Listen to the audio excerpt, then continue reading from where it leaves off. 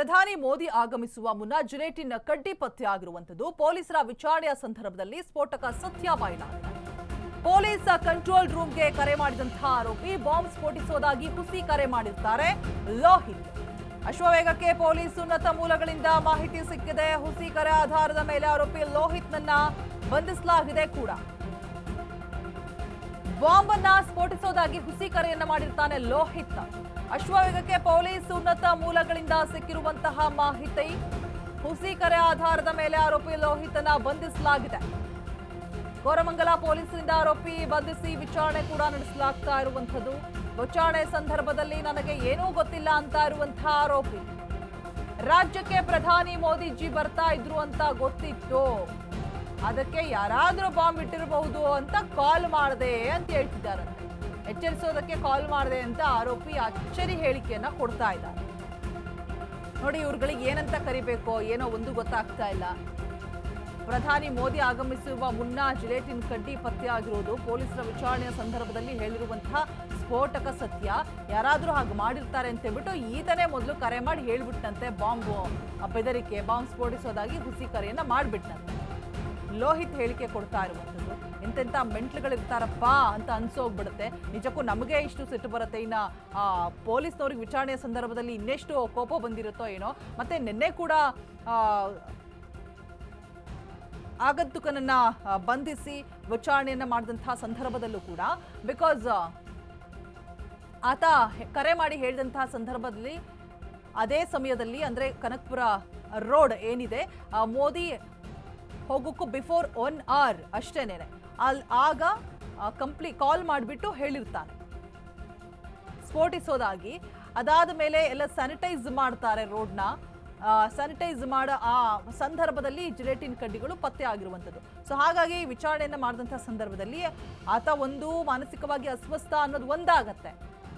ಮತ್ತೊಂದು ಕಡೆ ಆತ ಪ್ರತಿ ಬಾರಿ VIP-ಗಳು ಎಂಟ್ರಿ ಕೊಡುವಂತಹ ಸಂದರ್ಭದಲ್ಲಿ ರಾಜ್ಯಕ್ಕೆ ಈ ರೀತಿಯಾಗಿ ಹುಸಿ ಕರೆಗಳನ್ನ ಮಾಡ್ತಾ ಇದ್ದ ಅನ್ನುವಂತಹ ಮಾಹಿತಿ ಕೂಡ ಇದೆ.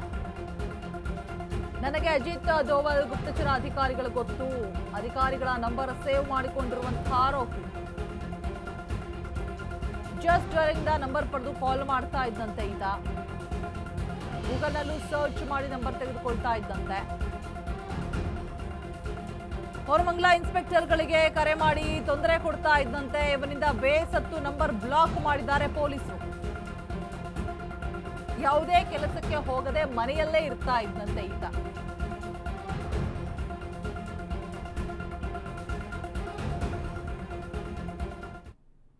ಪ್ರಧಾನಮಂತ್ರಿ ಭೇಟಿ ವೇಳೆ ಏನು ಅಪರಿಚಿತ ವ್ಯಕ್ತಿಯೊಬ್ಬ ಕರೆಯನ್ನು ಮಾಡಿರುವಂಥದ್ದು. ಬೆಂಗಳೂರಿನ ಪೊಲೀಸ್ ಕಂಟ್ರೋಲ್ ರೂಮ್ಗೆ ಕರೆಯನ್ನು ಮಾಡಿ ಬಾಂಬ್ ಇಟ್ಟಿರುವುದಾಗಿ ಹೇಳಿರೋದಾಗಿ ಕರೆಯನ್ನು ಮಾಡಿರುವಂಥದ್ದು. ಆದರೆ ಎಲ್ಲಿಟ್ಟಿದ್ದಾನೆ ಏನು ಅನ್ನೋದ್ರ ಬಗ್ಗೆ ಗೊತ್ತಿಲ್ಲ. ಆದರೆ ಕೂಡಲೇ ಪೊಲೀಸರು ಆತನನ್ನು ವಶಕ್ಕೆ ಪಡೆದುಕೊಂಡು ತನಿಖೆಯನ್ನು ಮಾಡ್ತಾ ಇರುವಂಥದ್ದು. ನಾನು ಇದೀಗ ಏನು ಆತ ವಾಸ ಮಾಡ್ತಾ ಇದ್ದಂಥ ಸ್ಥಳ ಏನಿದೆ, ಆ ಒಂದು ಸ್ಥಳದ ಒಂದು ಮನೆ ಬಳಿ ಇದ್ದೀನಿ. ಇಲ್ಲಿ ನೋಡ್ತಾ ಇರ್ಬೋದು, ಪೊಲೀಸರು ಈಗಾಗಲೇ ಬಂದು ಈತನ ಮನೆಯನ್ನು ಪರಿಶೀಲನೆ ಮಾಡ್ತಾ ಇರುವಂಥದ್ದು. ಅಂದರೆ ಕೋರಮಂಗಲದ ಇಲ್ಲಿ 8ನೇ ಬ್ಲಾಕ್ ಏನಿದೆ, ಇಲ್ಲಿ ಏನು ಆರೋಪಿ ಅಂದರೆ ಲೋಹಿತ್ ಏನು ವಾಸ ಮಾಡ್ತಾ ಇದ್ದ, ಕುಟುಂಬ ಜೊತೆ ಆತ ಇಲ್ಲಿ ಮನೆಯಲ್ಲಿ ವಾಸ ಮಾಡ್ತಾ ಇದ್ದ ಅನ್ನೋದು ಮೇಲ್ನೋಟಕ್ಕೆ ಗೊತ್ತಾಗಿರುವಂಥದ್ದು. ಸೊ ಈ ಹಿನ್ನೆಲೆಯಲ್ಲಿ ನಿನ್ನೆ ಏನು ಕರೆ ಮಾಡಿದಂಥ ಸಂದರ್ಭದಲ್ಲಿ ಆತ ಕರೆ ಮಾಡಿ ಈ ಥರ ಹೇಳಿದ್ದಾನೆ. ಅಂದರೆ ಬಾಂಬ್ ಇಡಿ ಎಲ್ಲೋ ಒಂದು ಕಡೆ ಇಟ್ಟಿದ್ದಾರೆ ಅನ್ನೋ ಮಾಹಿತಿಯನ್ನು ಮಾತ್ರ ನಾನು ಕೊಡ್ತೀನಿ, ನಾನು ಕರೆಯನ್ನು ಮಾಡಿ ಆತ ಕಾಲನ್ನು ಕಟ್ ಮಾಡಿರುವಂಥದ್ದು ಮತ್ತು ಆ ಫೋನನ್ನು ಸಹ ಸ್ವಿಚ್ ಆಫ್ ಮಾಡ್ಕೊಂಡಿರುವಂಥದ್ದು. ಅದಾದ ನಂತರ ಪೊಲೀಸರು ಚುರುಕುಗೊಳಿಸಿ ಟೆಕ್ನಿಕಲ್ ಆಧಾರದ ಮೇಲೆ ಮನೆಯನ್ನು ಪತ್ತೆಯನ್ನು ಮಾಡಿರುವಂಥದ್ದು. ಕೂಡಲೇ ಆತ ಬೇರೊಂದು ಸ್ಥಳದಲ್ಲಿ ಇದ್ದ ಅನ್ನೋದ್ರ ಬಗ್ಗೆ ಸಹ ಮಾಹಿತಿ ಸಹ ಗೊತ್ತಾಗಿರುವಂಥದ್ದು. ಆತ ಒಂದು ಮಾನಸಿಕ ಅಸ್ವಸ್ಥನಾದಂತಾನೆ ವರ್ತನೆ ಮಾಡ್ತಾ ಇದ್ದ ಅಂತ ಹೇಳ್ಬಿಟ್ಟು ಮೇಲ್ನೋಟಕ್ಕೆ ಗೊತ್ತಾಗಿರುವಂಥದ್ದು. ಆದರೆ ಯಾಕಾಗಿ ಈತ ಮಾಡಿದ್ದ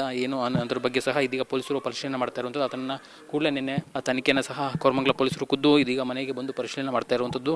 ಏನು ವೆಹಿಕಲ್ಸ್, ಪೊಲೀಸ್ ಅವರ ವೆಹಿಕಲ್ಸ್ ಸಹ ಇದೀಗ ಈ ಕಡೆ ಇರುವಂಥದ್ದು ನೀವು ನೋಡ್ತಾ ಇರುವಂಥದ್ದು. ಯಾಕಂದರೆ 2 ಜೀಪ್ಗಳಲ್ಲಿ ಪೊಲೀಸರು ಸಹ ಬಂದು ಇಲ್ಲಿ ಪರಿಶೀಲನೆ ನಡೆಸ್ತಾ ಇರುವಂಥದ್ದು. ಸದ್ಯಕ್ಕೆ ಏನು ಕೋರಮಂಗಲ ಪೊಲೀಸ್ ಠಾಣೆಯಲ್ಲಿ ಆತನ ವಿರುದ್ಧ ಒಂದು ಹುಸಿ ಬಾಂಬ್ ಕರೆ ಮಾಡಿದ ಪ್ರಕರಣಕ್ಕೆ ಸಂಬಂಧಪಟ್ಟಂತೆ ಆತನ ವಿರುದ್ಧ ಪ್ರಕರಣವನ್ನು ಸಹ ದಾಖಲು ಮಾಡಿಕೊಂಡಿರುವಂಥದ್ದು. ಜೊತೆಗೆ ಏನಂದರೆ ಇಲ್ಲಿ ಈಗಾಗಲೇ ಏನು ಕೆಲವೊಂದಷ್ಟು ಪೊಲೀಸರು ಸಹ ಒಂದು ಪರಿಶೀಲನೆ ಮಾಡ್ತಾ ಇರುವಂಥದ್ದು. ಯಾಕಂದರೆ ಈ ಒಂದು ವಿಚಾರಕ್ಕೆ ಸಂಬಂಧಪಟ್ಟ ಇಡೀ ದೇಶದ ಸುದ್ದಿಯಾಗಿರುವಂಥ, ಯಾಕಂದರೆ ಪ್ರಧಾನಮಂತ್ರಿಯವರ ಭೇಟಿ ವೇಳೆ ಈ ರೀತಿಯ ಒಂದು ಘಟನೆ ಆಗಿರೋ ಹಿನ್ನೆಲೆಯಲ್ಲಿ ಇದೀಗ ಪೊಲೀಸರು ಸಹ ಬಂದು ಇಲ್ಲಿ ಪರಿಶೀಲನೆ ಮಾಡ್ತಾ ಇರುವಂಥದ್ದು. ಸ್ಥಳಕ್ಕೆ ಇದೀಗಾಗಲೇ ಸೋಕೋ ಟೀಮ್ ಸಹ ಬಂದು ಪರಿಶೀಲನೆ ಮಾಡ್ತಾ ಇರುವಂಥದ್ದು. ಅದ್ರ ಜೊತೆಗೆ ಅವರ ಪೋಷಕರನ್ನು ಸಹ ಏನು ಪೊಲೀಸರು ವಿಚಾರಣೆ ಮಾಡ್ತಾ ಇರುವಂಥದ್ದು. ಇರುವಂಥದ್ದು ಗೊತ್ತಾಗಿರುವಂಥದ್ದು. ಈಗ ನೋಡ್ಬೋದು ಅಂತಂದರೆ ಸೋಕೋ ಟೀಮ್ ಅವರು ಸಹ ಏನು ಬಂದು ಏನು ಮನೆಯನ್ನು ಫೋಟೋಗ್ರಫಿ ತೊಗೊತಾರೆ ಮತ್ತು ಈ ಮನೆಯಲ್ಲಿ ಏನಾದರೂ ವಸ್ತುಗಳೇನಾದರೂ ಇಟ್ಟಿದ್ನಾ ಏನು ಅನ್ನೋದ್ರ ಬಗ್ಗೆಯೂ ಸಹ ಸೋಕೋ ಟೀಮ್ ಅವರು ಪರಿಶೀಲನೆ ಮಾಡೋಕ್ಕೆ ಬಂದಿರುವಂಥದ್ದು. ಯಾಕಂದರೆ ಕೋರಮಂಗಲ ಜೊತೆಗೆ ಅದರ ಜೊತೆಗೆ ಏನಂದರೆ ಏನು ಕಗ್ಲಿಪುರದಲ್ಲಿ ಒಂದು ಜಿಲೆಟಿನ್ ಕಡ್ಡಿಗಳು ಸಹ ಸಿಕ್ಕಿತ್ತು. ಸೊ ಆ ವಿಚಾರಕ್ಕೂ ಸಹ ಸಂಬಂಧಪಟ್ಟಂತೆ